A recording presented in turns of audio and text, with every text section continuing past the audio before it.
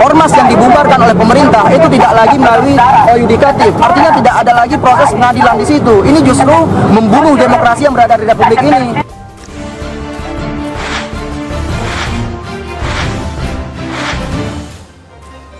Gitu kan? Itu terbaca di media massa. Gitu. Jadi FPI tidak pernah menyatakan setia pada Pancasila, tidak pernah menyatakan tidak. Itu tidak ada semua. Kata Sugito, itu di digitalnya masih ada Sugito, itu adalah penasehat hukumnya.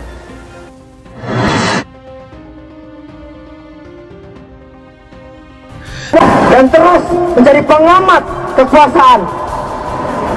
Karena mereka tidak bisa kita biarkan begitu saja, teman-teman semua. Oleh karenanya hari ini kita berdiri di sini untuk menyampaikan aspirasi kita. Hari ini kita duduk di sini, kita berdiri di sini untuk menyampaikan aspirasi kita. Ini masalahnya pada ART, bukan pada surat pernyataan bermetre. Ya, sebagai orang hukum saya tahulah bedanya ADART dan surat pernyataan pengurus bermetre.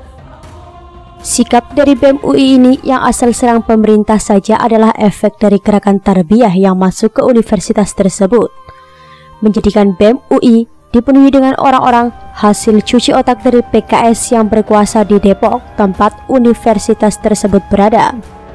Tapi di sini kita tidak akan fokus ke gerakan tarbiyah yang ada di kampus-kampus. Singkatnya, PKS sebagai salah satu partai yang melakukan gerakan tersebut cukup berhasil melakukan gerakan tersebut dan menguasai BEM di berbagai universitas seperti ITB, IPB, dan UI.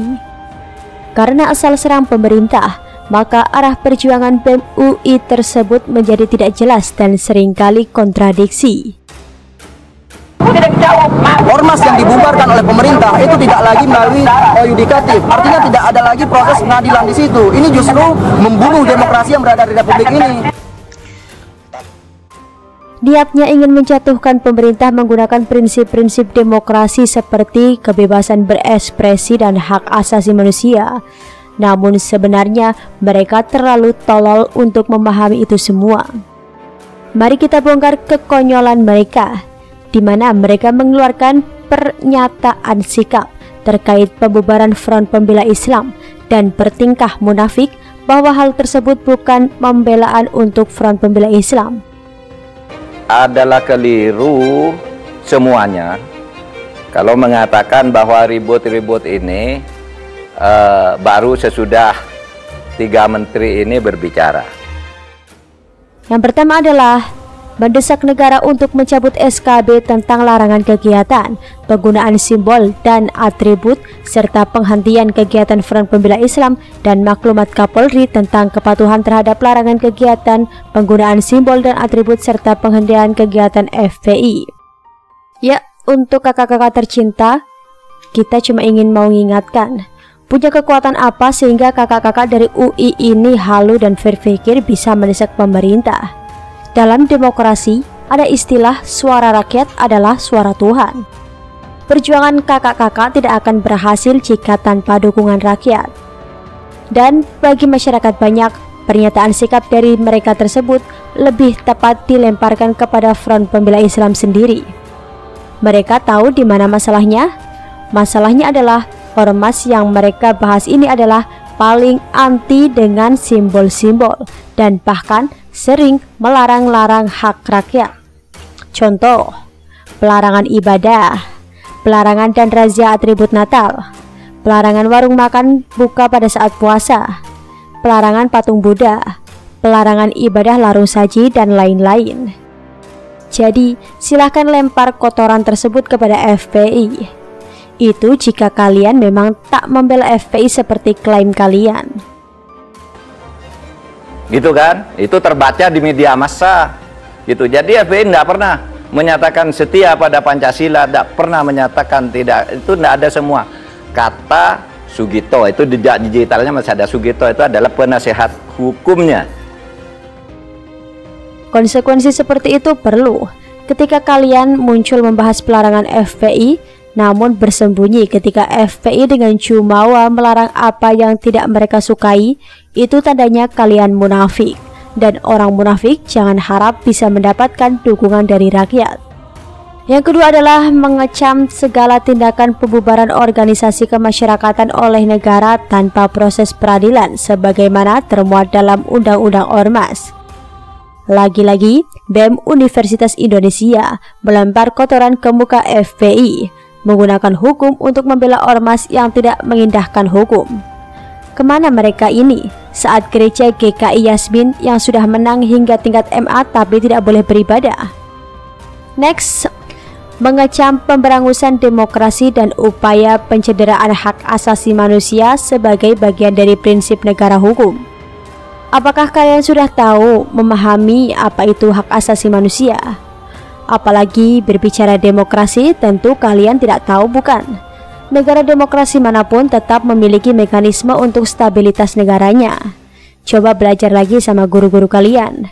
Karena untuk menjatuhkan demokrasi menggunakan demokrasi itu sendiri diperlukan otak yang memadai. Kemudian mereka mendesak negara, dalam hal ini pemerintah, tidak melakukan cara-cara represif dan sewenang-wenang di masa mendatang. Sama seperti poin pertama, mereka ini bermimpi untuk bisa mendesak negara. Lebih cocok kalimat tersebut dilemparkan ke jidat seluruh anggota Front Pembela Islam yang otaknya kopong tersebut. Justru merekalah yang sewenang-wenang terhadap negara dan rakyatnya. Lalu kok mewek dengan alasan pemerintah sewenang-wenang? Kaca mana kaca? Kemudian mereka mendorong masyarakat untuk turut serta dalam mengawal pelaksanaan prinsip-prinsip negara hukum, terutama perlindungan hak asasi manusia dan jaminan demokrasi oleh negara. Yang perlu diketahui adalah masyarakat jauh lebih pintar. Prinsip-prinsip yang disebutkan itu semua sudah dilanggar FPI terlebih dahulu dan sudah banyak masyarakat merasakannya. Jadi jangan harap masyarakat akan terdorong oleh kalian.